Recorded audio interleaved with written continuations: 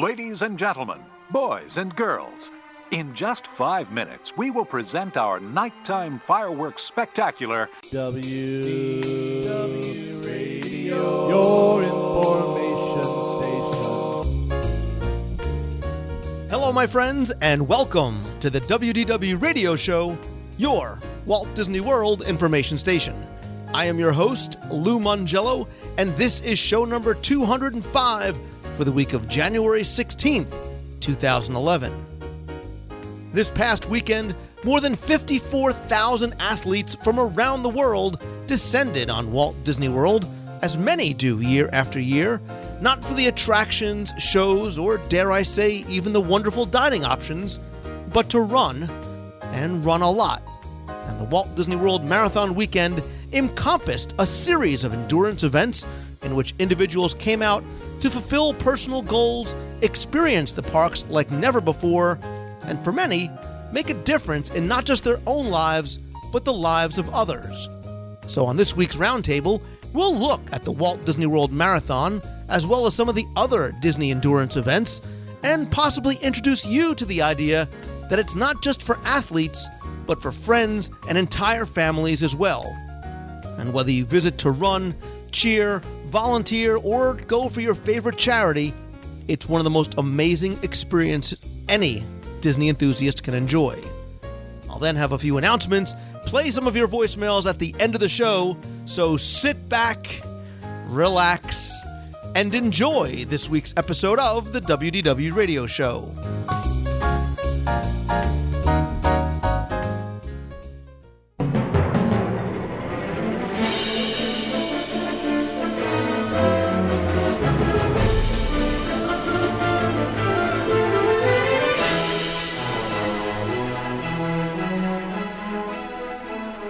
In the past few years, I've witnessed a dramatic change happening in Walt Disney World. Not to attractions, theme parks, restaurants, or resorts, but really it's the growth of something that takes place just once a year, and that's evolved from its origins in a very interesting way. And I'm talking about the Walt Disney World Marathon Weekend, and to a certain extent, the other endurance and running events that have grown from it. Events which in total now attract more than 75,000 participants each year. And this year's Walt Disney World Marathon was bigger, and in many people's opinions, better than ever. I attended for the fourth consecutive year, once again as a spectator, not as a runner, but in some other ways as well. And of course, I was not alone, and not by a long shot. And we're going to talk about the number of people who were there some more. But I want to introduce you to the other members of the Roundtable, and in fact, all of whom are members of the WDW Radio running team in no particular order. Once again, other than, I'll try and go ladies first. Lori, still co-host for the day, Burke. Go Steelers! I'm still wacko for Flacco. Not that I am wacko for Flacco, I just like saying it. Flacco got saccoed. So we'll keep the Steelers fans together and introduce Valerie and Steve Drew, also from the frozen tundra of somewhere near Pittsburgh. Hey, that's Lambeau Field. Hi there. Hi, Lou. Can't call it the frozen tundra. You know her from Storytime with Mojo. She is Mary Jo Collins. Hey, Lou. Great to be here. Great to have you back. And we've got a couple of new faces, or voices, to the Roundtable. Again, ladies first, I want to welcome Beth and her better half, Rick Anderson, to the show. Ooh, thanks for that. I like that. Thanks, Lou. I like being the better half. And last, but possibly not last or least, certainly is Joe Kalinsky. Joe, welcome to the show, buddy. Thanks for having me, Lou. And there was one more guest who was going to join me live in studio, which means in the guest room in my house. And that's my wife, Deanna, who is trying to be here, and she would have gotten away with it if it wasn't for those meddling kids. Wrong show, but you get the idea. She's taking care of the kids. She may join us later if she wakes up. But in case she does, or actually doesn't, I want to take a real quick second before she gets here, just to say how proud I am of her for doing her first, probably her last, full marathon. She didn't do a lot of training for it. I know how nervous she was, but it goes to show you how willpower and mental stamina is more important than anything else. How doing it in Disney is such a great motivator. But I also have to say, she definitely could not have done it without the support, the help, the guidance, literally running by her side from Steve Drew. So, Steve, I want to say thanks to you as well for not letting my wife die in Disney on the course, which is nice. Hey, Deanna. Yeah. It was my pleasure, but I think your wife is bionic. That's all I have to say.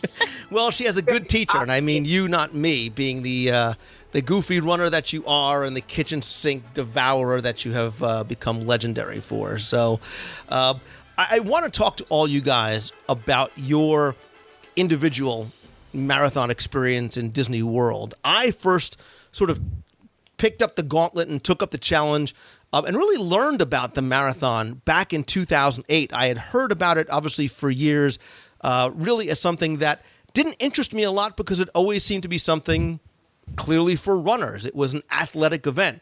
When I decided, and somehow it just came out of my mouth, I said it on the show that I was going to run the half marathon with my tiny little legs and very little training. It ended up being such an incredibly surreal and enlightening and memorable and rewarding, undoubtedly one of the best, most enjoyable Disney experiences of my life. And it remains to that this day. And it's because it was so good that I haven't run another half marathon again, because I was afraid that any other experience would take away from how good that was, and I didn't want to potentially get swept in the future. But nothing I ever read or had seen, no discussions I had with other people could have prepared me for what I saw in the wee hours of that morning. But I want to hear about you guys because, you know, like everybody that comes to Disney, we all have our own story. And I want you to tell us about your marathon experience, whether it's as a runner, as a spectator, sort of how you found out about the Disney running thing. Were you a runner before? What have you done since? And we'll sort of go in the same order, if we can, as the introduction. So, Lori, you know, because I know you've been there both cheering and running. Yeah. Oh, that was really insightful. Thanks. You like it? Woo, yeah.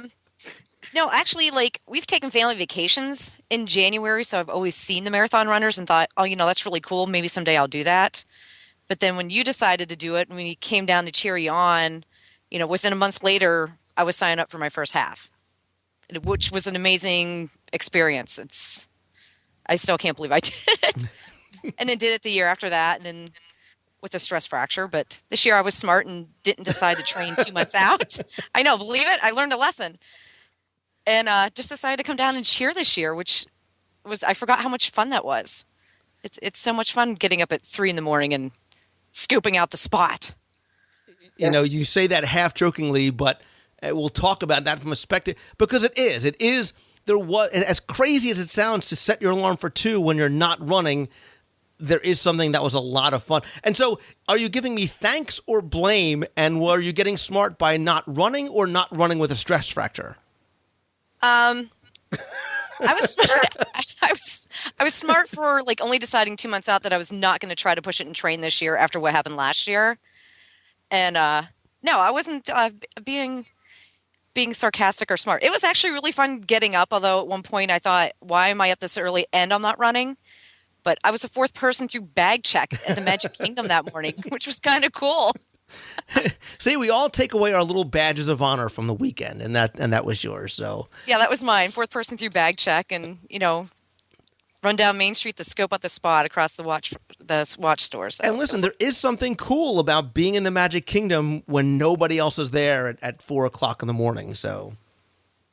Oh yeah, it's really neat getting those nighttime pictures when nobody's on Main Street. Hardly. It's a lot of fun. Yeah, we weren't really the only ones there. But so Val and Steve, obviously you guys are husband and wife. So your story is sort of combined. And tell us, you know, who sort of dragged who or who inspired who to come down for the marathon? Well, I had this friend, and he and his wife were going to be running a half marathon. And so I said to my husband, we're going to go down to Disney in January and watch Lou and his wife run a half marathon. And he says, Lou, who?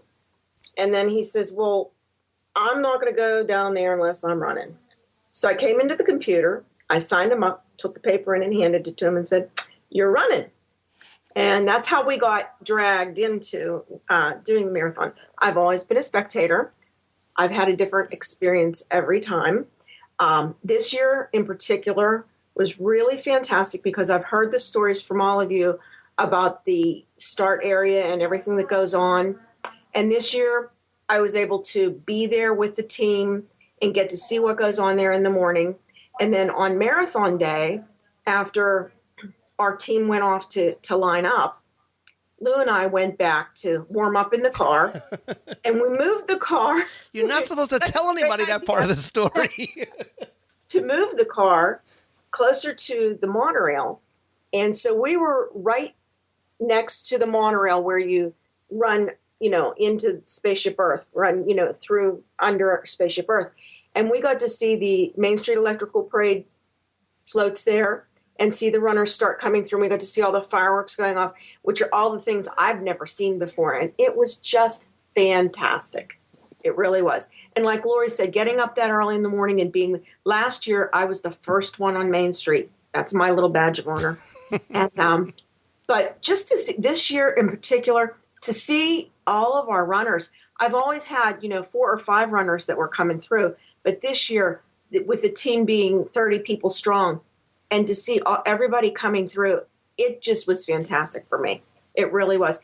And incidentally, I've already had 2 more people signing up this week. There you go. Awesome. So Steve, you were almost tricked into running, but that was not you weren't one and done. You've come back better and stronger each year. I was tricked. It wasn't almost. I was tricked. But yeah, so now I've done 4 marathon weekends and 3 goofies now, and it's changed my life. Instead of eating kitchen sinks every day, I run every day. So it really made a big difference for me. So for the better. And for those who may not know what the goofy is, the marathon weekend consists of a 5K on Friday, the half marathon on Saturday, the full marathon on Sunday. If you are crazy enough or goofy enough to do the half and then follow it up by doubling it on Sunday, you get not just the 2 medals, but you get a goofy medal as well. So that is quite an accomplishment to say that you've done the goofy. I think Steve needs to do the 5K next year and do the dopey. Who knows? But this year was extra special. Like Valerie said, meeting in the morning was great that y'all came over at 3:00 and we got to meet all the team members and you guys cheering us on were there. It made that time in the morning so much better. Those first couple of years, I was just kind of standing alone on the asphalt for 2 hours, and it really was enjoyable having everybody there this year. Yeah, and I want to talk about that when we talk about the spectator and the running experience, because as somebody who ran the half, I realized how important it was when I was running, and that's why I wanted to be there. And I heard more and more this year about how much that meant to so many people that they saw familiar faces or even strangers calling out their names. Mary Jo, what about you? What was sort of your introduction to the Disney Marathon? And this year, obviously, your experience changed quite a bit. Yeah.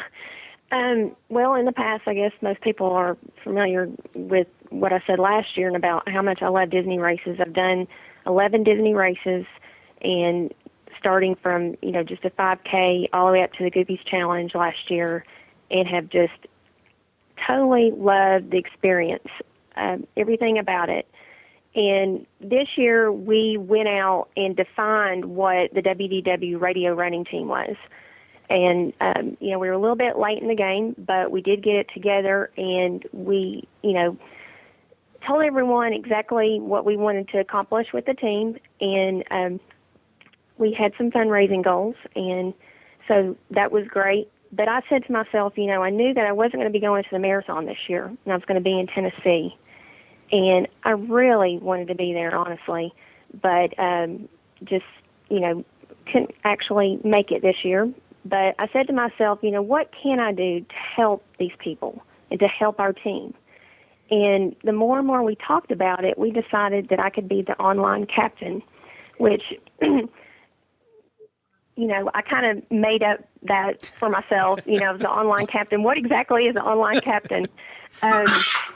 But what I did during the race was, and before the race and after the race, was provide information to our runners.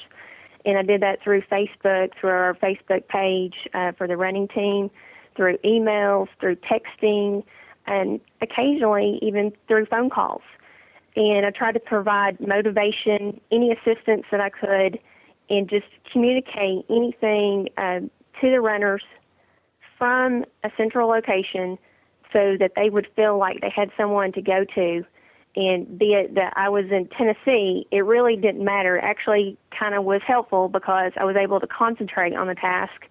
And I think it turned out great. So I was really, really, really pleased with our team. We had people who ran their first half to people like Mark Brinkerhoff on our team who placed 291st overall in the half marathon, which was just unbelievable. We were so excited about that.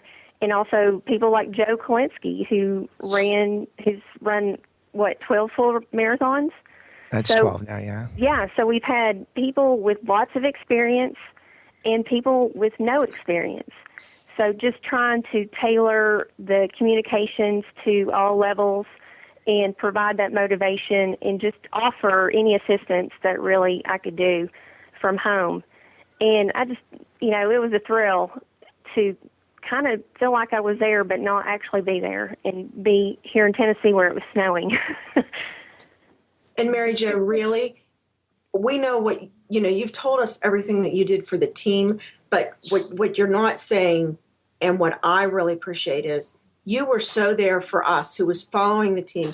You were able to let us know when somebody was coming by, where they were on the course, when they finished, if they finished. And the people, I'm speaking for all of us who were this cheer squad. I mean, for us to get this kind of information in a timely manner, it was wonderful. Everything you did, you're just amazing. She was texting us at 2:00 in the morning going, y'all need a wake-up call? Because I'm up at the command center. You can hear that accent through the text. That's pretty good. Yeah, I did. Yeah, it said YALL, y'all. I woke up both mornings at 2:30 in the morning, and I think my husband actually thought I was going insane. He's like, what in the heck are you doing? I'm like, I have to make sure all my team is up and ready to go. And some people wanted me to call them if they didn't text me back. And, because there are a lot of fears, especially with people who've never done races. And, there's a lot of issues with being at Disney and, not knowing, what time to get on the bus or, just different things like that. And all the way to, our meet. We had a running team meet on the Sunday evening after all the races were over. People were asking me, where exactly in Epcot and stuff like that. I was getting texts. I even got a text on Monday asking for directions from Alabama to Kentucky or something. So, I kind of become close to some of them, and it's been a great experience. I'm so excited that I could do that, and I'm excited that I might get to meet some of them on the cruise as well. Yeah, I pictured your house looking like the command center, the glass enclosed command center in Mission Space. Your husband and your kids on the other side looking for breakfast, and you being like, y'all be quiet. I got to make sure the runners are at the rat corral. And get me some grits. Yeah, it was something like that.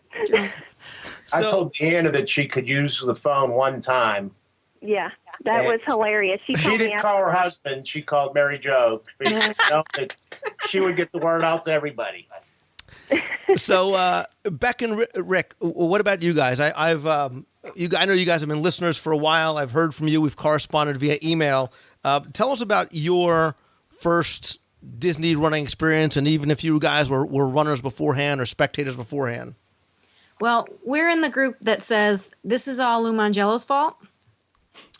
Because I was catching up on old episodes from 2008, actually, and then 2009 when you were talking about the race experience. And honestly, I'd never run, ever. And it made me think, running at my favorite place in the whole wide world. That sounds really interesting. So I started talking to my dad, who's a runner, and I knew they'd be in Florida around the same time. And I just casually mentioned it to him. Yeah, Dad, I'm thinking about doing this. 3 days later, he sends me an email and goes, yeah, I signed up for that Disney race you were talking about. He did a Valerie Jew. He pulled a Valerie on you. Exactly. And then he was kind of like, I said, oh, well, Dad, geez, it's 2009. I'm thinking 2011. 2010 just seems too close to me. And he said, well, a race is a big motivator. And he was right. So I think it was April by the time I signed up. But I started walking, just doing the walking, and started out with a Couch to 5K program. And then when I got started, Rick got motivated to get started. And so we started training together. We did a few 5Ks that summer. And then we both did, our first half was the Detroit Half Marathon in October, which we were completely not ready for. And then the following January was our first half. And, of course, that was the year of the snow and the sleet and the sub-30 temperatures. And yet we had such a good time, we came right back to do the full the next year. So we must have done something right. And I'm sure running in Detroit is just like running through the Magic Kingdom. Well, equally as magical. It was last year. Yeah, the weather. Yeah, last year's weather was perfectly the same as we'd been training, and it was like, yeah, what's the problem here? Well, all these people from the Bahamas and Jamaica, they're going, yeah, this is terrible. I'm like, yeah, this is what I trained in, so really not a problem. But no, in fact, they have a full marathon in Detroit. I have no interest because I wouldn't go to Magic Kingdom and Epcot and Studios and Animal Kingdom. I have no interest in doing 26 miles anywhere else ever. So, but when you're saying about doing it anywhere else, do you find yourself hooked on the Disney marathon experience? Well, can we say Disney half marathon experience? And when I say marathon, it's sort of all encompassing of the weekend. We did the full, but man, was it ever grueling. Yeah. I think probably if we can come down every marathon weekend, we probably will. Awesome. Yeah. Awesome. Yeah, and we're going to talk about that when Joe is finished, about this shift that I was talking about and the popularity of Marathon Weekend. But Joe, we hinted to it before. This was not your first dipping of the toe into the marathon pool. No, I waddle a lot though, Lou. Running is. Let's just put running in quotes for me. I like waddling. I mean, I am definitely built for comfort, not speed. Who am I kidding? But I guess very quickly, my story is pretty simple. Went through a divorce, and my kid was about 6 at the time, and she was having a bit of a hard time in school, and it was a dark time, let's just say a rough time, and she basically came up to me one day, and it's rough to hear a first grader say this, but Dad, I want to quit. This school is too hard. I want to give up. So I basically told her, look, if you do something hard, which is focus on school and get better grades, I'll do something hard. And she goes, well, what are you going to do? And I say, I have absolutely no idea, but I'll leave it up to you. That was so stupid. About 2 weeks later, she comes home from school and goes, well, Dad, what's a marathon? I have no idea. I said, it's a really long race. Well, is there one in New York? Yes. 10 minutes later, we're online signing up for the lottery for the New York City Marathon. Made her a promise, didn't want to break it, so unfortunately I didn't get in. So when you run for a charity, they get you into the race automatically. I trained myself, which is another mistake, and then I waddled through and finished. But the best part about it is the first time you finish a marathon, that medal is very, very special to you. So you put that around your daughter's neck, and the next thing you know, it kind of had an influence on her.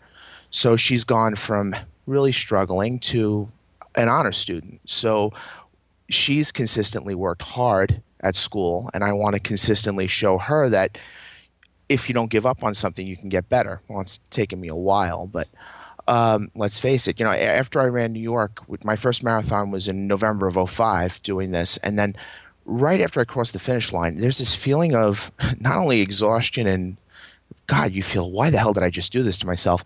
But where else do they offer these, and how interesting can it be? So 2 months later, I ran Orlando for the first time. I ran the Disney Marathon, and that was a very different experience than running New York, and it was absolutely wonderful. So I've come back a few times. I ran Goofy once, And the topper for me coming back this year, obviously, Lou was being involved a bit in raising some money for the Dream Team, because I'm also, well, I was, when I had more time available to me, I was a wish granter for the Make-A-Wish Foundation in New York.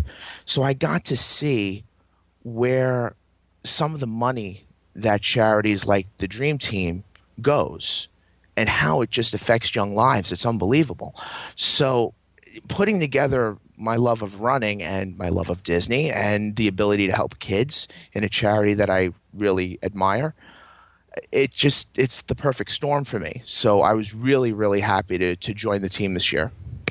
Well, listen, that's thank you for sharing such a personal story with us, and for what you did for the Dream Team. And we'll talk about the charitable aspect of what this race has done and what these events have done, and the lives of so many people that they've impacted, not just for the people who are running, but for the kids and the people who are benefiting long term from those that participate. But the one sort of common thread from all of our stories was it really was our personal stupidity that got us into running in the first place. And eventually we fall in love with it, but we're either tricked or, I was almost goaded into it by somebody, and I was like, I said it on the show, I'm like, yeah, I'm going to do a half marathon, and I was laughed at, and I was like, well, now I'm really going to do a half marathon. And then sort of the domino effect happened from there. But speaking of people who took up the challenge, not just to do their half and then sort of got addicted to it, somebody who in her past, way back, was a runner herself, is my lovely wife. Welcome to the show, Deanna. Better late than never, but welcome. Yay! Hi, everybody. Hey, Deanna. Hi. I'm still alive, and I am finally walking like a normal human being again. So we were just telling our stories about how we started in our personal experiences. Again, I know we're going to hear the story about how you were a runner in high school. You make it sound like it was last week. It might have been a couple of days before then. But your first race at Disney was with me when we did it back in 2008. It was. It was such a wonderful experience that you never did it again with me. But I run for many, many reasons. One, obviously, is to keep myself in shape. But I don't know if anyone knows a little bit about my story, that unfortunately both my parents are deceased from cancer. And not hereditary cancers, but unfortunately cancer. And I know recently, that Lou lost his father, unfortunately, to cancer. So with his charity and with both of us feeling that we know that our parents would want to give back, we decided to put our money and the charity's money towards a child that we could see the results. And if you told me that I had to run another full marathon again to grant a wish that we did on Sunday, I would do it. But I can get the same result running a half marathon. So I will do a half marathon forever and ever and ever, even though I love my running partner, Steve Drew. He is the best in the world. He is Superman, and he is my idol. But I feel personally that I did it, and it was a huge accomplishment for me. And one and done, it's off the bucket list. And I will tell you, I'll admit that I had already said how proud I am of you for doing this for yourself and for the charity and for all the reasons that I know you do it. And there's a lot of, and like I said, that's why I wanted to have such a diverse group of us here, because we all do have our personal stories. And of the 54,000 people that came this weekend, they all have their stories as well. But I said at the beginning that there was a shift. I felt that there's this shift that I've noticed since 2007 or so, when I really sort of became aware of what the marathon was and what marathon weekend the event really had become. And the shift that I'm talking about is a shift from an athletic event to a social event. And judging by how many people were running on the course and were cheering on the sidelines and at the start and at the finish and even in the parks, you can certainly see that that's what it's become. And by virtue of how many of us have said that we keep going back, not to run or not even to cheer on a specific individual, a spouse, whatever, a friend, whatever, it's become more of a social aspect. And the marathon weekend is now a destination event. It's people go down for the holidays. They go down for the not so scary party. They go down for Mickey's Very Merry. Marathon weekend is becoming one of those events, again, for many of us who aren't even runners. And listen, with my short little stubby legs, will never be a runner. And to support their spouses and getting up at 2 o'clock in the morning to support their spouses, to cheer them on. But that's what we were saying before. That was, Lori made a point. That was a big fun part of the event. You know, I felt that I was insane when I was going to pick up Valerie at the boardwalk and her pickup time was 10 after 3. But, you know, Lori, or any of you, talk about that part of the experience. You've been back many times. Do you see that same shift as well? Do you see that shift becoming more social than athletic? Oh, definitely. Yeah, it's come from, yeah, you're going to go run and do this race, but more importantly, you get to hang out with a lot of your friends. And for me, I'm lucky that usually marathon weekend is right around my birthday, so I get like a bonus because it's a birthday trip. Yeah. And a fun hanging out with friends trip. Very nice. Right. I've seen a lot of people through the Disney community just really get excited about getting involved. If it just be in the 5K, people are, want to get off the couch and possibly try their first 5K at Disney World, and they've seen what other people have done and how much fun it was. So sitting at home watching Twitter and watching Facebook this year, I was just amazed at the people and the excitement.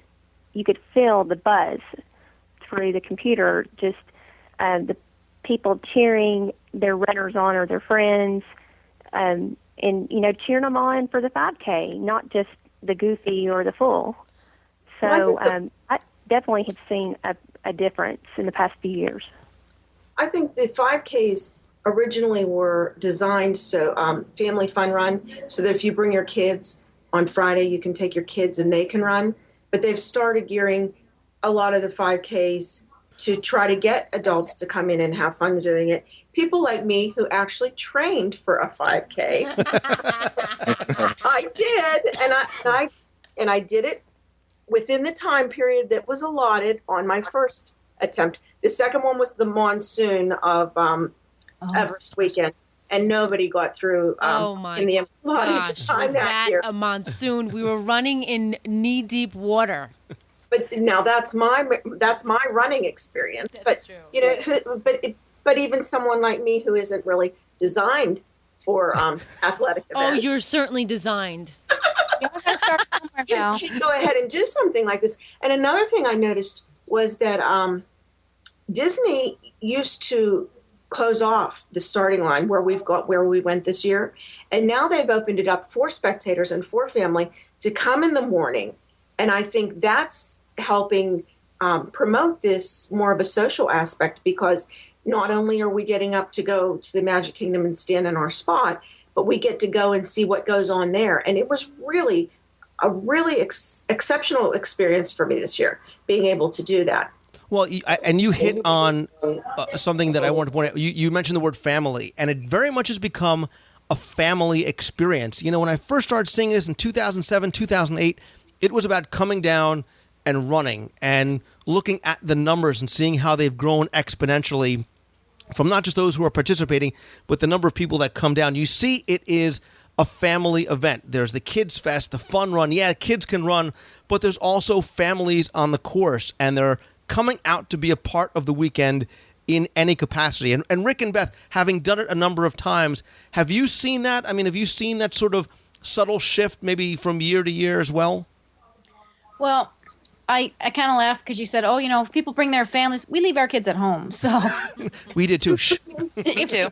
Yeah, well, if we brought them, it would be cool because our oldest daughter is 11 and she's getting into the running, and she's done a couple 5Ks with me. She's done one with Rick, and she says her motivation is to run the half at Disney. Now she's not old enough yet, and she's got some ways to go before then. But it's a motivator for her, just like it was a motivator for me. So it's good that they have those opportunities available. Now, I think it would be fun for them to come down and see us accomplish something like we accomplished this weekend. That would have actually been really cool to see us get those medals when we didn't even know when we started if we could do it. Everyone kept saying, "Oh, you'll be fine, you'll do it." Deanna told me, "You can do it, you can do it." And I said to her, everybody seems to think that except me, because I don't think we can do it. But, with the social, like you say, it being more of a social thing, for us this year, last year we knew you guys were down there, but we didn't hook up ahead of time. We only saw you afterwards at the meet in Town Square.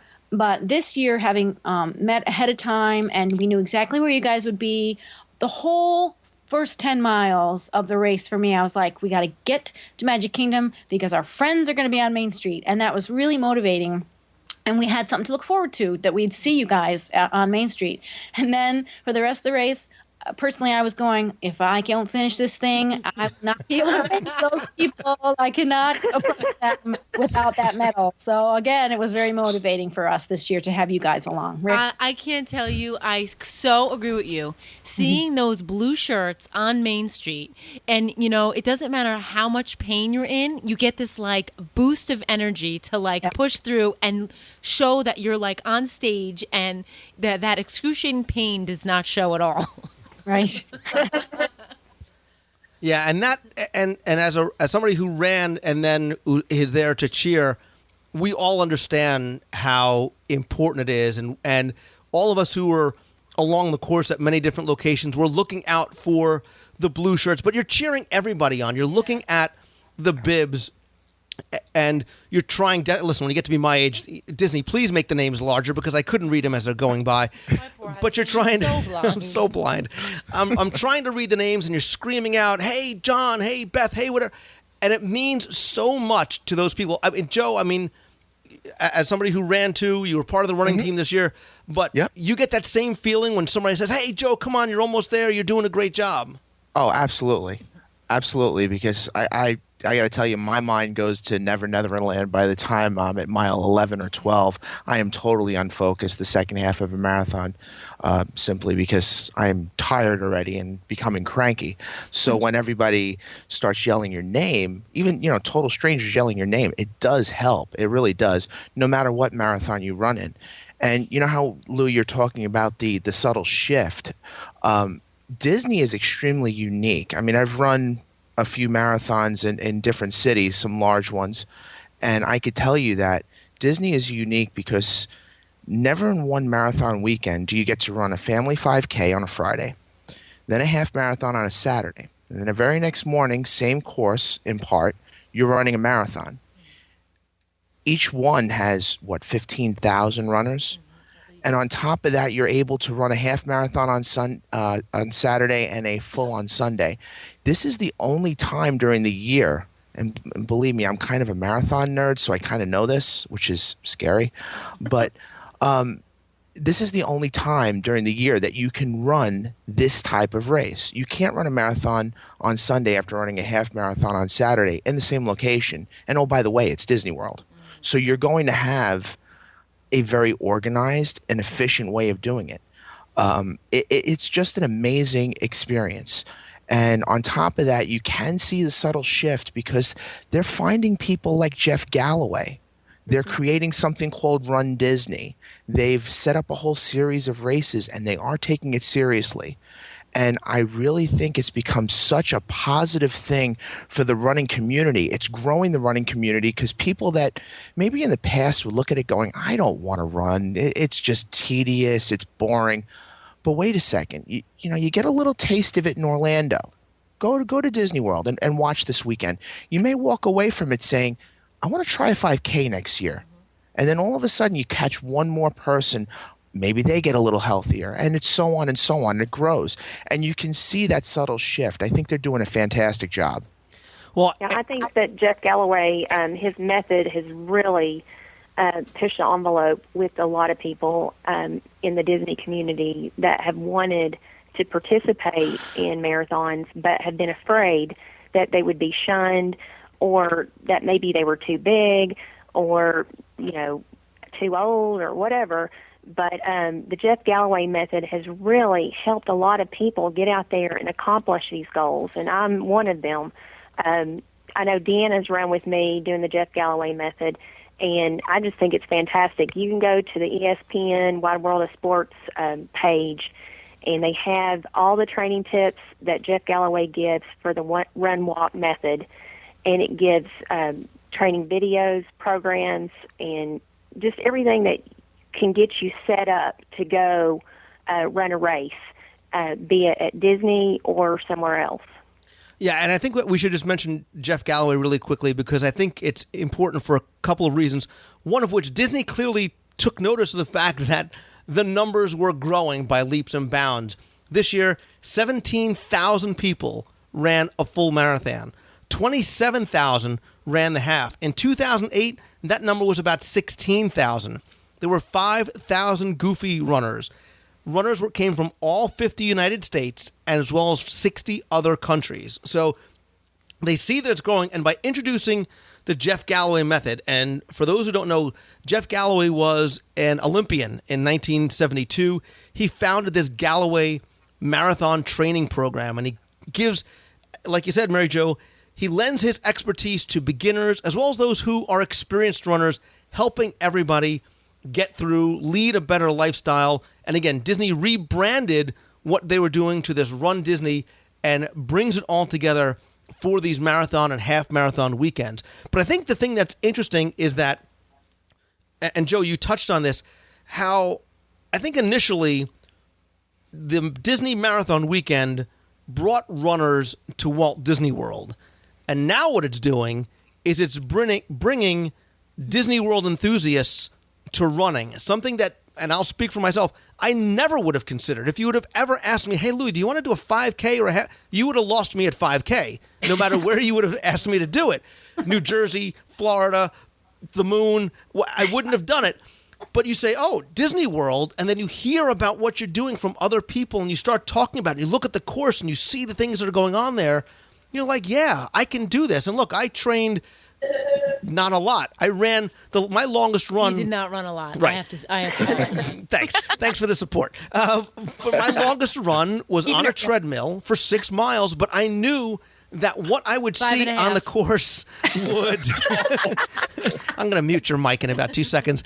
What I was going to see on the course was going to get me through it. And I'm sure all of you who weren't runners beforehand, I'm sure you guys feel the same way. Deanna, I know you were a distance runner in high school, but for everybody else who wasn't a runner, do you guys feel And I'm only 29. So. Right. And so did that, do you feel that it was the Disney experience that brought you to running? And I think Rick and Beth, you guys hinted to that a little bit, that it was sort of hearing about the Disney Marathon that got you into the running, and now you are runners. Well, yeah, it got us into running, but I'm still not really sure I want to call myself a runner. Listen, if you run it once, you're a runner. We completed a marathon. Yeah. I don't think real runners would call us runners either. That's right. They absolutely not. I mean, if you look at what we did in the marathon, we stopped at almost every character for pictures. Oh, I saw your pictures. Every porta potty, every every photo op, mile marker. Mile marker. You failed to mention one special thing that you did in Animal Kingdom. You have to tell everybody. Okay, go ahead. They actually rode Expedition Everest during the full marathon. So if you look at that 7-hour, 7-second time, 5 minutes of that was riding on Everest. So duh, how stupid are we, right? But okay. Okay, so did they let you guys just get heroes? Did they let you instantly get on, or did you actually have to wait in line? No, they were passing out fast passes as we ran by, and Everest is my favorite. Now, Small World is my favorite from childhood, but Everest is my very favorite ride, and I only got one ride on it this year until Marathon Day, and they were passing out. They were kind of flashing these fast passes as we ran by, and we were like, "Oh, we don't have time, and they were like, what the heck?" So we turned around, and we couldn't find the guy. We're like, "He was just here. Where'd he go?" And then he saw that we were looking for him, and he held him up in the air. We went and we grabbed him, and of course, you would think that the people in the fast pass line would go, "Oh, you're in the middle of a marathon.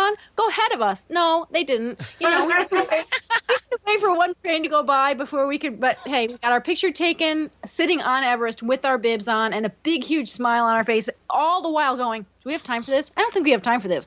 Are we going to finish? Do we have time for this?" But we figured, what the heck, we do it anyway. Oh my God, I love it. That would get me swept. Totally. No, I'd be see, swept. that is an awesome. That's an awesome if you're gonna story. get swept, that's the way to do it. Yeah, but Right. if I would have sat down, if I would have sat down on Everest, I would not have gotten up at that point. Yeah. Well, that's because you had Steve. Steve Wouldn't have let you ride. No. Come on. I think that is a very telling story, not just because it shows you that you're crazy, but because everybody says, "Look, there's no way I'm going to get swept. I'm not a runner. I'm short. I'm overweight." Or for me, it's actually both.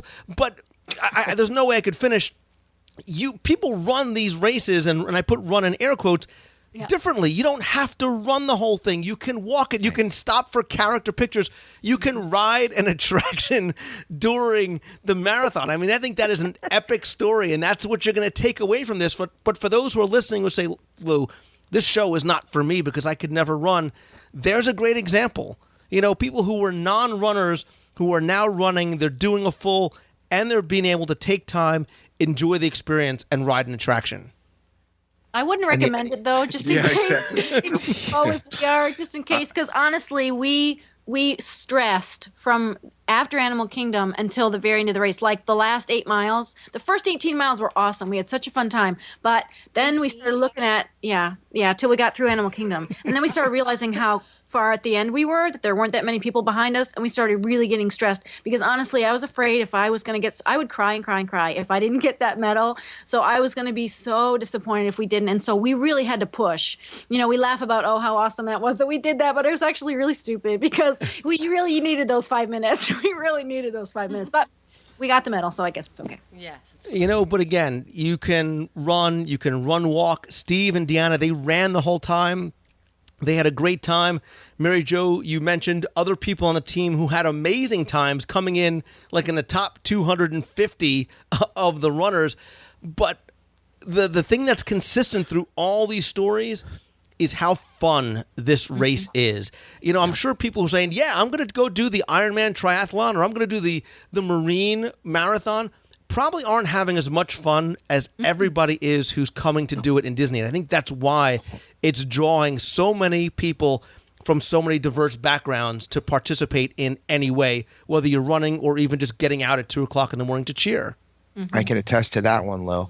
I run, obviously, New York, and I've run a couple of other larger marathons, and they are pretty competitive. It's a different mindset. You show up, and you want to have your A game, if you want to call it that. Please, for me, that's kind of show up and finish. Who am I kidding? But bottom line is, it's a different mentality than when you go down to Walt Disney World and you show up for marathon weekend, because instead of runners in the, if you want to call it the marathon village, before you go out to the starting corrals at 3 o'clock in the morning, it's a different mentality in Walt Disney World than any other place and any other marathon I've done, because it is completely non-judgmental. You don't see runners looking at each other going, "I can't believe he's going to run 26.2 today." Well, How's half that of them are possible? dressed like Tinkerbell, so I mean, Exactly. how really can you, I mean, my goal is to run a marathon as Elvis, and that I haven't done that yet. I think family would probably shoot me if I did. But the bottom line is it's non-judgmental. So if somebody ever wanted to run a first distance event, a 5K, a half marathon, or a marathon, I mean, what a better place than this? It's organized, and and this is a very important point. It is non-judgmental, and that does a world of good for a first-time marathoner's psyche. Just getting them comfortable with the concept of going from start to finish, and I know we're talking about people riding Everest, in the middle of the marathon. You still had to finish 26.2 miles to earn the medal. Right. And only 1/10%, I believe, of the U.S. population has finished a marathon. And you know what? I don't know how many of them can actually say, I finished a marathon, and oh, by the way, I rode Expedition Everest. How great is that? I mean, what kind of rarefied air is that? Yeah, you don't see anybody wearing the sweep the leg Johnny T-shirts in the corrals. Is there? It's a very friendly, a very supportive environment. It's so important too. It really is. It's a great mentality. It's a great atmosphere to be in. Definitely.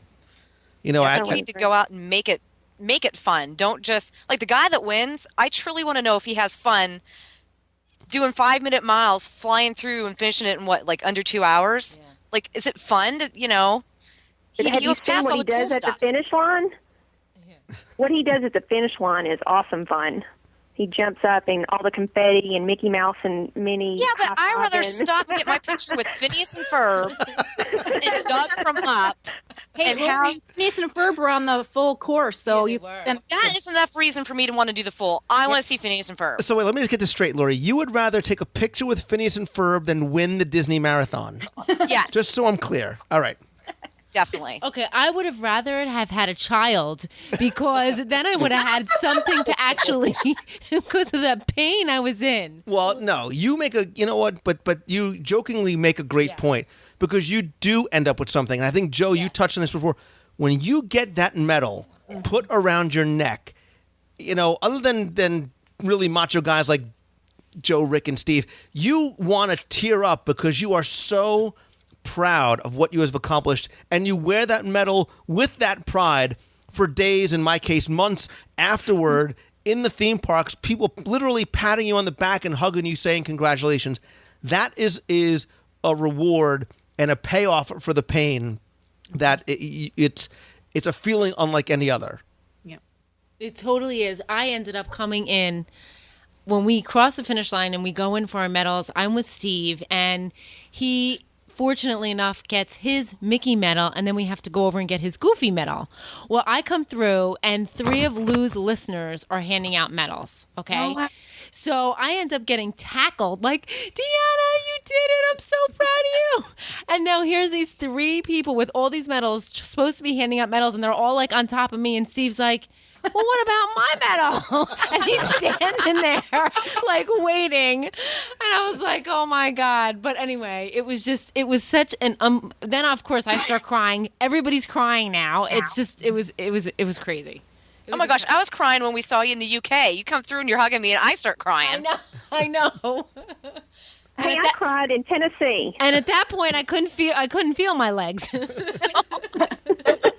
It is a very emotional experience, though. I mean, it was truly. And then Lou was running backwards trying to videotape me, and he put the camera in my face, and he's like, "So, tell me how you're feeling right now." And I looked at him, and I wanted to say a couple choice words, and I just said, "Honey, I just want to be done." She had that same look during childbirth. I'm like, "How you feeling right now?" She's like, "I hate you with a passion."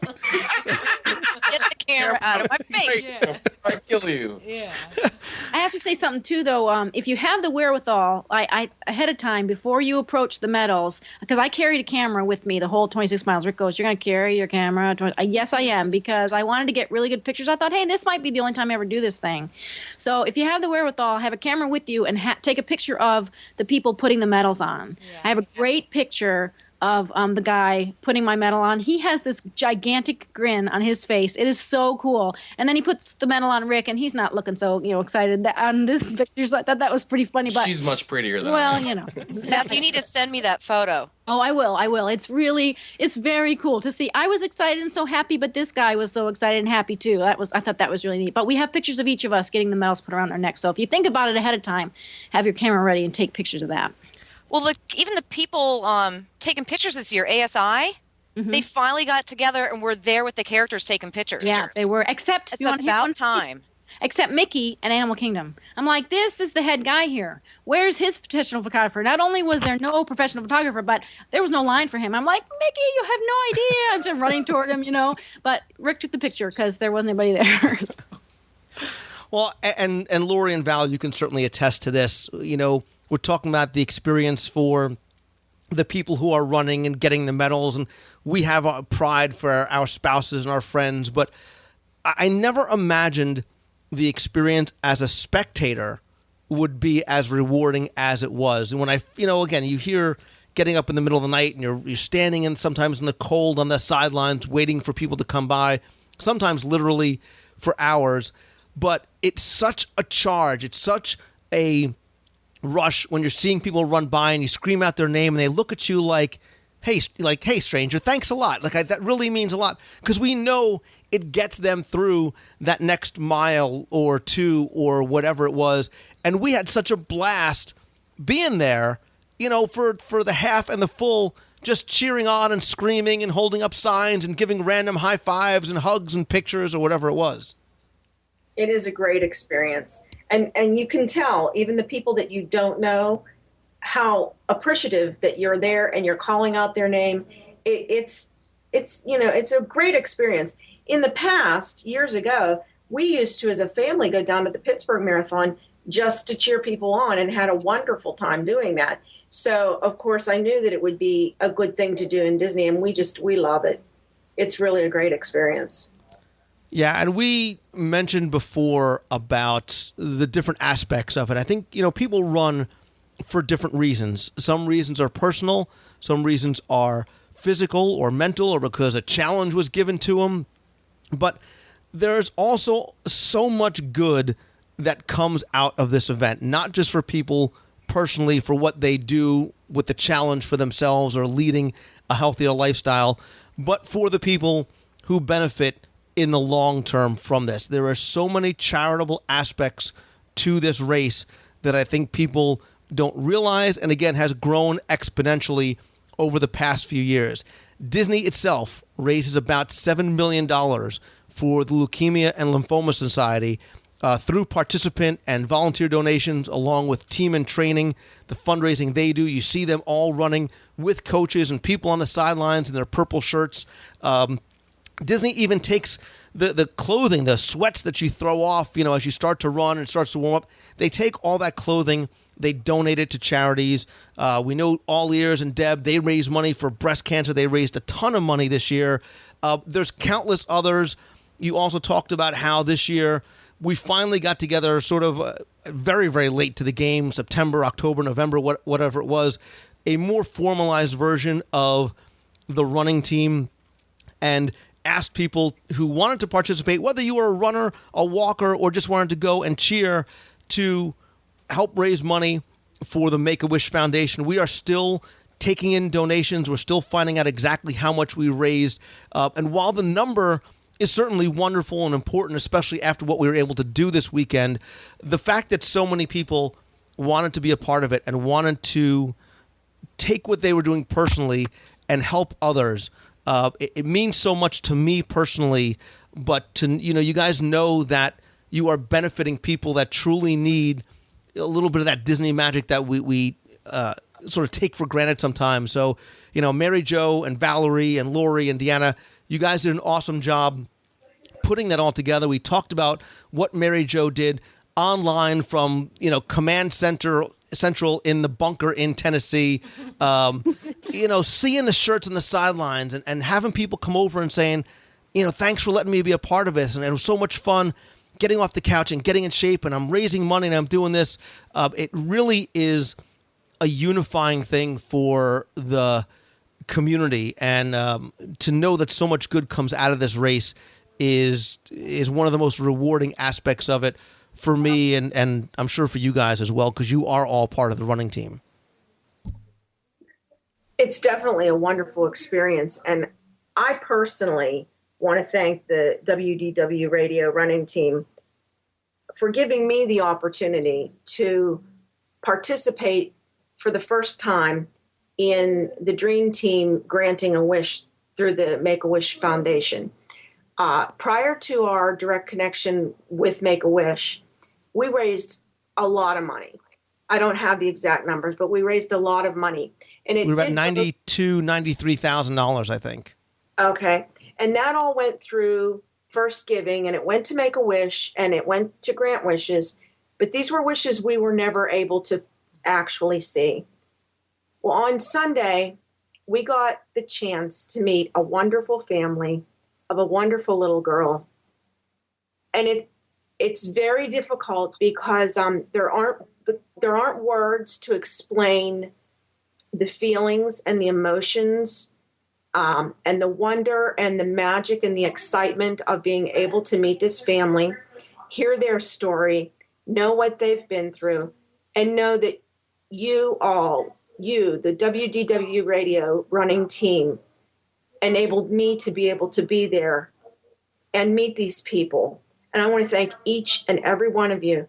And in turn, each and every one of your listeners that want to become a part of the team, whether you want to come and run a 5K, run a half marathon, run a full marathon, or if you would just want to come and don our blue shirts and cheer our team on, and we need those people too.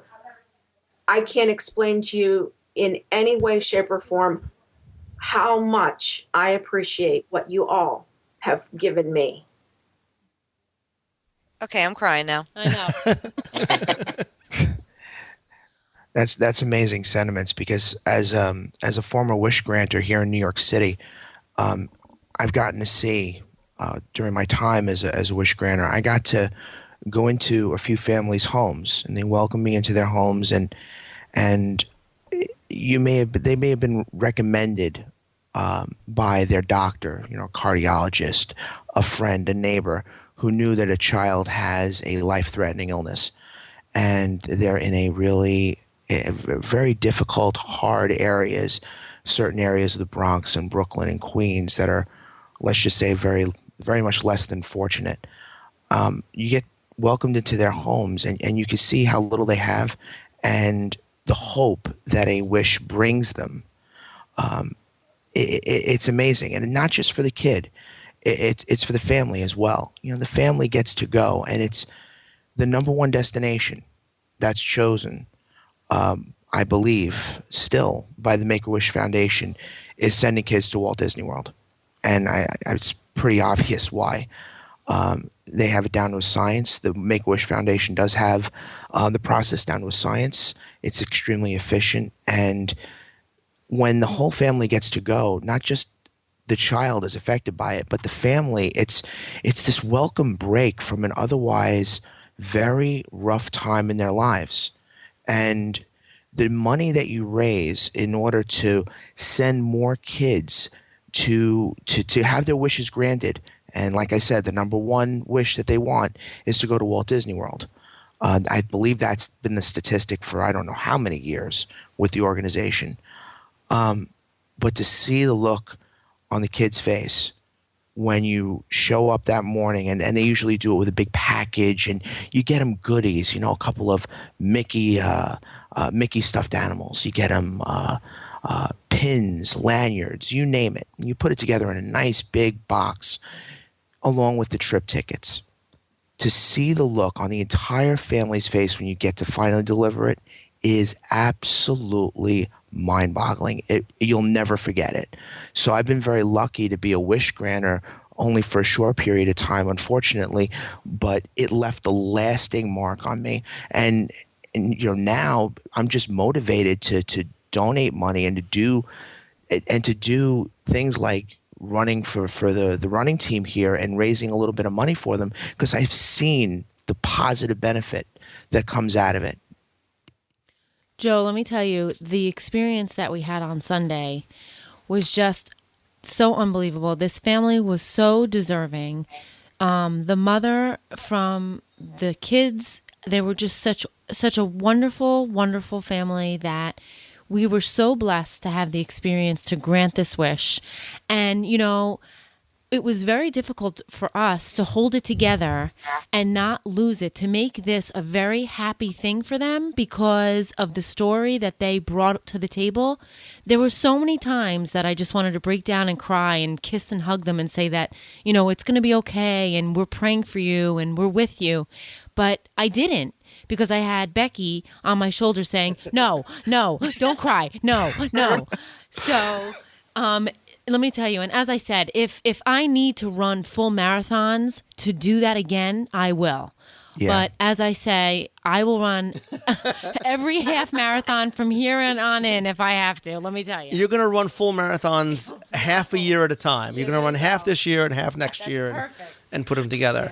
Yeah. I mean, look, we said that, and we tell the story about the wish granting because we want people to understand how rewarding it is, and for those people that over the years have contributed their time and donated money and donated things for auctions, and you know, Lori, you guys, Lori and Val, you put together this amazing backpack and basket and everything for all.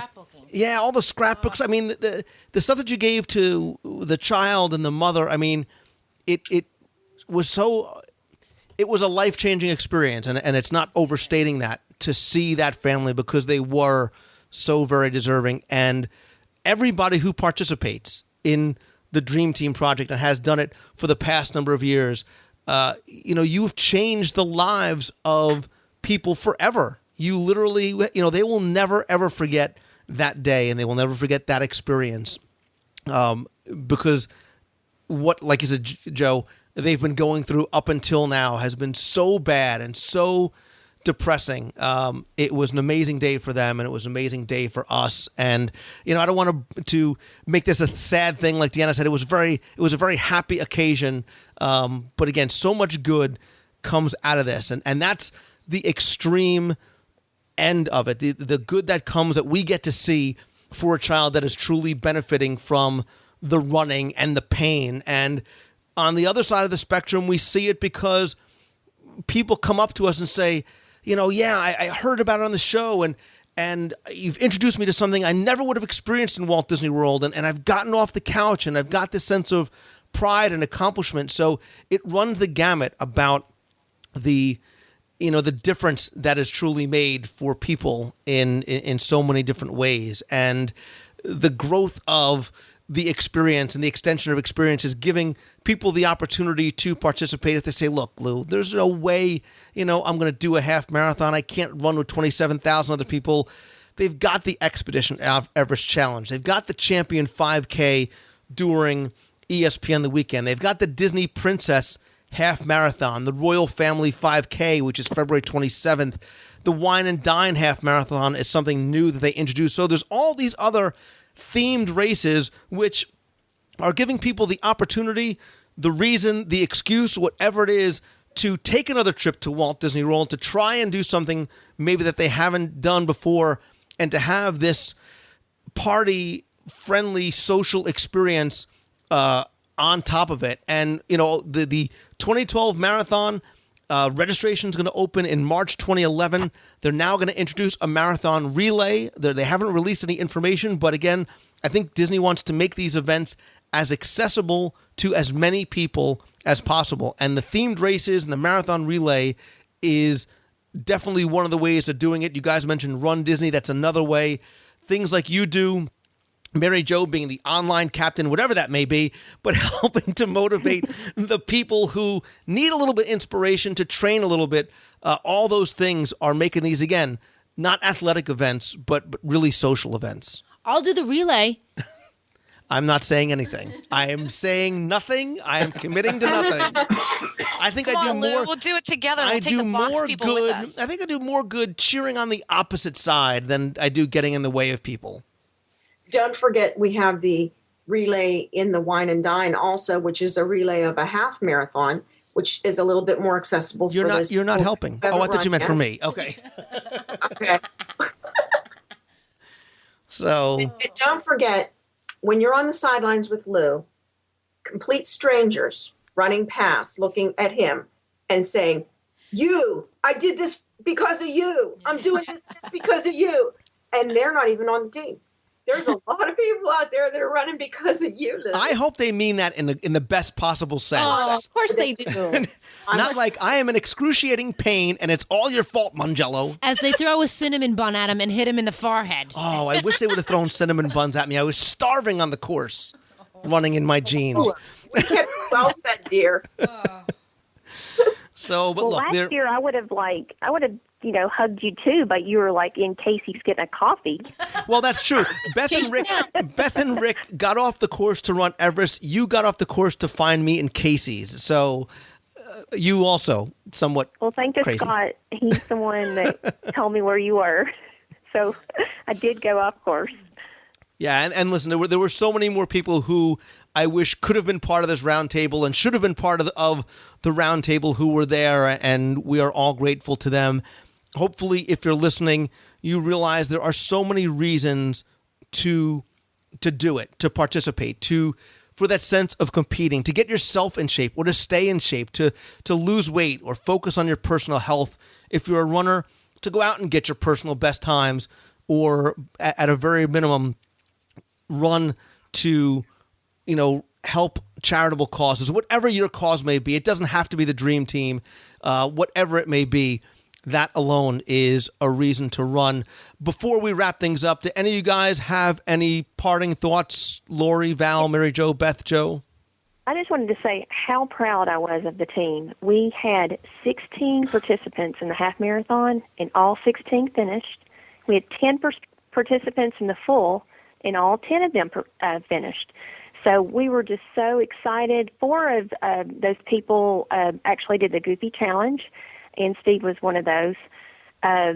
Just excellent to have a 100% finish rate for our first year, for our first official WDW radio running team.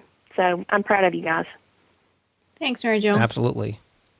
I'm very proud of everyone also, and I'm really thrilled to have gotten to meet each and every one of you, and I look forward to all the new people that, like I said, I've already started getting more people emailing me. Feel free, Valerie at WDWradio.com. If you'd like to join the running team or the cheering team, feel free to please send me an email. Come aboard. We'd love to have you. Yeah, I just want to point out that Princess Half is coming up in the 5K, and I know there's a group of us that plan on doing the 5K that Saturday, and a very select few that are crazy enough to run it before getting on the cruise. But not me, because I've been threatened with bodily harm. That is not endorsed nor recommended by Lou Mongello. I'm just going on record. But yeah, if you, I'm just going to tell the listeners, if you plan on doing the 5K, look for us. We will be out there meeting up somewhere at some point for the 5K for sure. And wearing your WDW radio running team blue? Yes, of course. Okay. And it's in a tutu, in my tiara. And I think my husband's going to wear 222. And so's Lou. I just made this big rhyme and didn't even try. And Lou has video footage of it, and I kind of tweeted it out there. But I guess I'm doing the full marathon next year. So, but I don't plan on riding Everest. Oh, all right, party pooper. If only I could ride Pirates, that would just seal the deal. But that's it a takes little bit off the course. I think. Yeah, it's a little bit away. You don't even get close. Jack Sparrow is the closest you get to that. That works for me. Lori, I will be cheering you on for the full marathon. I will be cheering you on, mind you. Yes. Deanna, and I'm going to stop for characters and go to the bathroom. Hey, Deanna. So I'm not running with Steve. Yeah, Mary Jo. Think about how much money we could raise for the Dream Team if you ran the Goofy next year. Who, me? Yes. No. My theory is if I can get through the full marathon next year, No, I'm talking to Deanna. Oh. I said who, me, and you said yes. See, wait, this conversation's taking an ugly turn because everybody's trying to incentivize other people to run. Because I know any second somebody's going to go, Lou, come on, do it for the kids, and I'm going to be put on the spot. So let's go to Joe. If any parting thoughts. Well, one thing I just want to throw out there, Lou, is the fact that the Make-A-Wish Foundation was started by one wish being granted in Arizona, I believe in Scottsdale or Phoenix, I forget. And look what it's grown to. Team in Training, which if you were here over Marathon Weekend, you noticed the purple shirts basically everywhere. They were a sea of purple, basically. They were really well represented. And they usually are in large marathons. But that started with a very small group of people. And look how big it's grown. And to be honest with you, this could be the same kind of thing. And I really do hope that this grows every year. It could be a very consistent, positive thing. So this running team is just a great addition to the marathon weekend, as far as I'm concerned, because I love running for charity. Because anything worth doing is worth doing for a higher purpose. That's what I think, and this is just a great higher purpose to run for, and to see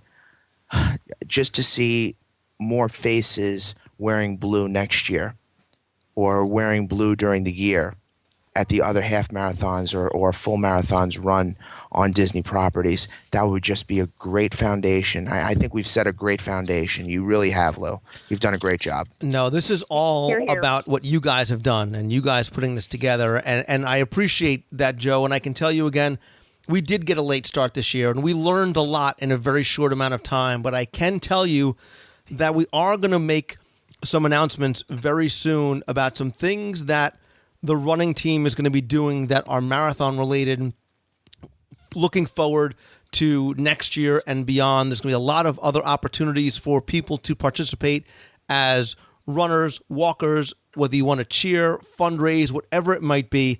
Definitely stay tuned to the show. You can also, if you're even thinking about it, just email Valerie at www.radio.com or go to the blog or the Facebook page for more information. But there's a lot of fun, exciting things that we are already planning for the 2012 Walt Disney World Marathon weekend and beyond. I'm excited. The other thing I wanted to say was it was so great to meet up with Joe and Brian on the course and have all the blue shirts together. When we came down Main Street, and actually I think we were with Brian, and it was me, Steve, and Brian coming down Main Street to see our cheer team. It was our cheer squad. It was just like the best feeling. And I know next year we're going to have a ton more blue shirts, but just to even have that many was just such a wonderful, wonderful experience. Yeah, and I wish everybody on the running team could be here. I wish I could read off everybody's name, but there were so many of us. And again, although they're not here, they are here in spirit, and we are grateful for everything that they have done. Again, Joe, I think you're right. I think we've just sort of scratched the surface of what we're going to be able to do, the difference we are going to be able to make, and the wishes we are going to be able to grant, and the ability for you guys to be a part of that wish granting experience as well, because we want to share what we saw for the first time and sort of was a trial run for us as well. We want to be able to share that with you guys as well too, and see the fruits of all of your efforts and what you guys have been doing. Again, my thanks go out to all of you for making the marathon consistently such an amazing experience. This year, more than any, has once again been one of my most memorable Disney experiences. It is surreal and exciting and exhilarating, and I have such a sense of pride and accomplishment for all of you and everything that you guys have done. So I am very, very grateful. I look forward to seeing you at other events throughout the year, and certainly the Disney Marathon weekend in 2012. I still think it's going to continue to grow and be bigger and better, and the things that we're going to be able to do with the running team and with the Dream Team project for Make-A-Wish will only continue to grow as well. So I want to give all you guys my sincerest thanks. Lori Burke, Valerie Drew, Steve Drew, thank you again for getting my wife through her first and last full marathon. Mary Jo Command Center Collins. Oh my God, you rocked, girl. Beth great, and Rick Mary Anderson. Jo. You did a great job. You guys are all awesome. It was so good to see you after the race, and after you guys had showered, I was able to finally hug you. Joe Kolinsky, the same as well, and of course Deanna. I am once again so very, very proud of all of you, and I'm also grateful that you guys took time out of your weekend to come to all the events, to the meet of the month, and to the meets we had later on, and certainly to join me on the round table tonight. So thank you all very, very much.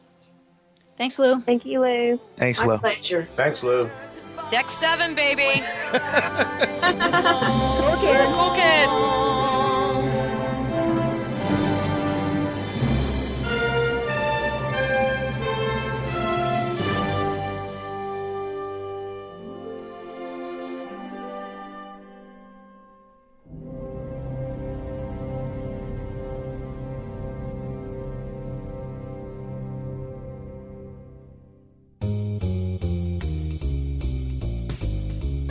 That's going to do it for this week's show. Thanks so much for taking the time and tuning in this and every week. Of course, thanks to all my guests on this week's roundtable, everybody who was on the WDW Radio running team, all the athletes, volunteers, cast members, and everybody who made the weekend truly memorable and magical. Thanks also to everybody I had a chance to meet, whether it was on the course, before or after the race, or who came out to the meet of the month on Saturday. Really had a good time getting a chance to sit and chat and meet with so many of you. And of course, once again, I'm so proud of all the people who were able to at least start the marathon, whether you finished or not. I still think that is the most challenging part, is just getting yourself to the starting line and committing yourself to doing it. The next big event I'm looking forward to is obviously the WDW Radio Cruise on the Disney Dream. If you are sailing with us, we are less than 40 days away. I'm sure we're all counting down together.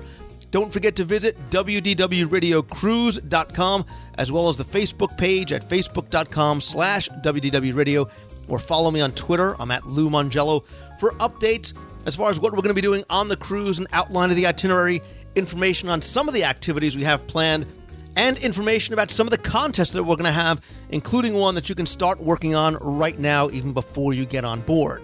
Speaking of the Disney Dream, for those of you that can't join us, I do have a special treat for everybody, and that's going to take place on Wednesday, January 19th. I will be sailing on the christening cruise of the Disney Dream, and I'm going to be bringing the box people along with me. I'm planning on broadcasting that morning as I board the ship very, very early, and as long and as often as I can throughout the 3 days. You can follow my updates again on Twitter and on Facebook, and be sure and visit WDW Radio Live on your computer, or the WDW Radio channel on ustream.tv in order to watch. Speaking of watching, don't forget about every Wednesday night at 7:30 p.m. Eastern, the WDW Newscast, where I do a live, interactive news show covering Walt Disney World news and rumors. You can be part of the broadcast and the discussion by talking about the news real time in the chat room. But if you can't make the live show, that's okay. You can visit the YouTube channel at youtube.com/WDW Radio. Watch the newscast just a little while after it airs live, and keep the conversation going by posting comments right there on the YouTube channel.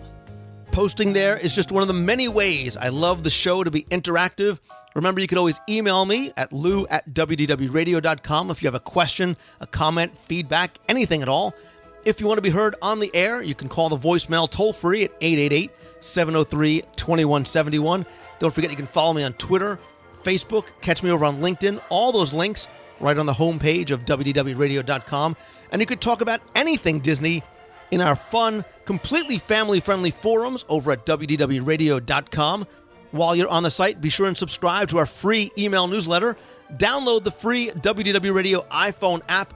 Also read our daily blog post. Check out our photo galleries. Posting videos all the time. Lots more going on there as well. And if you are a new subscriber to the show, welcome. And don't forget, all the past episodes and videos are available not just in iTunes, but on WDWRadio.com as well.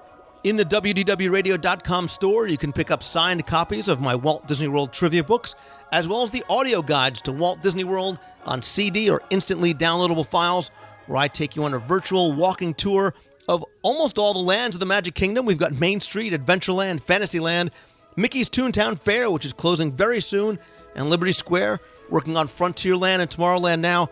Great way to be introduced to some of the trivia, history, secrets, and overlooked experiences in the Magic Kingdom, and then I'm going to work my way through the other Disney parks and resorts as well. Don't forget to get the magic delivered to you right at home.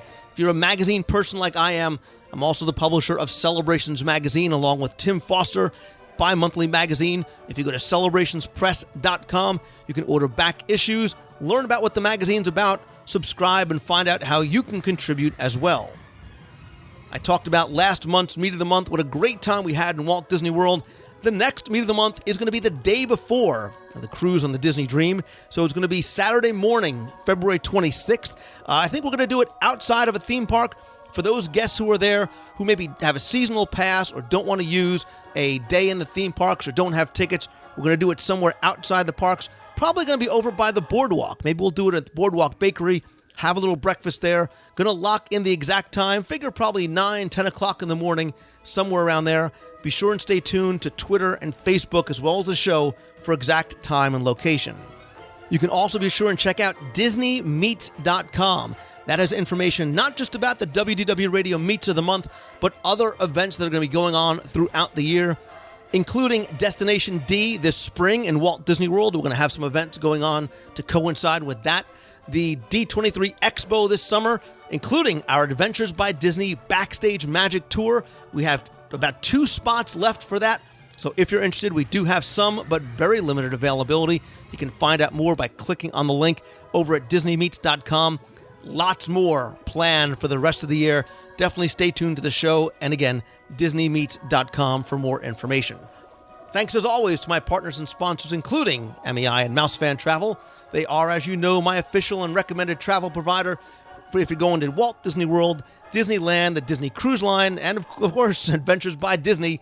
Becky and her team of agents, they give you the best possible prices and discounts, but more importantly, the amazing level of personal service that is their hallmark. If you're looking to stay in a vacation home right near Walt Disney World, All-Star Vacation Homes has more than 150 within just a couple of miles of Walt Disney World property. They all include private pools and spas, complete kitchens, game rooms, multiple master bedrooms, lots more amenities. You can check out their website over at allstarvacationhomes.com. And you've heard me talk not just about the heavenly beds, but the 17 incredible restaurants that make up the Walt Disney World Swan and Dolphin, located right in the heart of Walt Disney World, walking distance to the boardwalk, the studios, Epcot, and again, did I mention the 17 incredible restaurants? Check out my review of Blue Zoo just a couple of weeks ago. That's going to do it for this week's show. I'm sure I'm forgetting something, but that's okay because I will be back next week and, of course, on the WDW newscast midweek. As always, my friends, if you like the show, please help spread the word. Let others know about it. Tweet out that you're listening. Share the link to one of your favorite episodes on Facebook.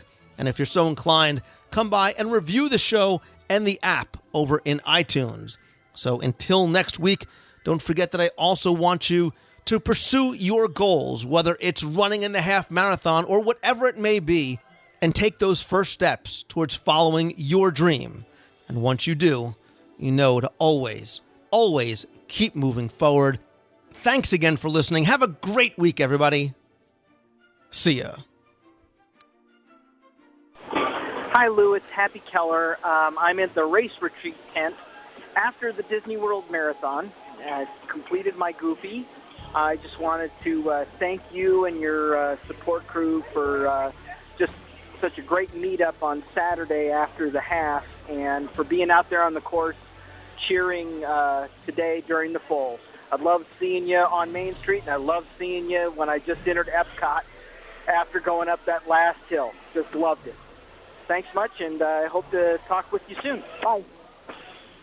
Hi, Lou. This is Scott from Baton Rouge. Just listened to your episode 202, your tour with Mark and Emma for the UK Pavilion at Epcot, and I've got to say, God save the Queen indeed. That was just a fantastic episode. Such detail, and I don't know why I would ever have been surprised that the Imagineers designed such details into the Epcot Pavilion.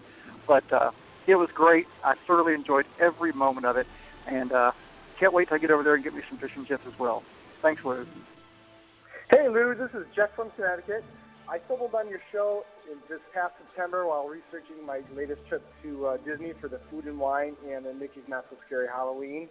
Love them both, by the way. I'm proud to say that since this past September, I just finished catching up on all of your podcasts, all the YouTubes, all the Ustreams, everything.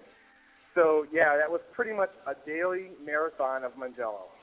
I'm looking forward to seeing everybody in the forums and hopefully at the meets at some point. You can look for me online. I'll be at Jeff in the Box. Later. Hey, Lou, it's John from Somerville, South Carolina.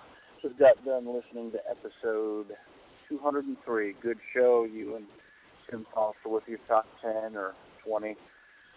Really enjoyed it. And took note of the portion where you guys talked about seeing your vacation through the lens of a camera. I definitely have experienced that and struggle with that when I'm on vacation, and really try to make a conscious effort to not spend so much time taking pictures and video and to really just take it all in.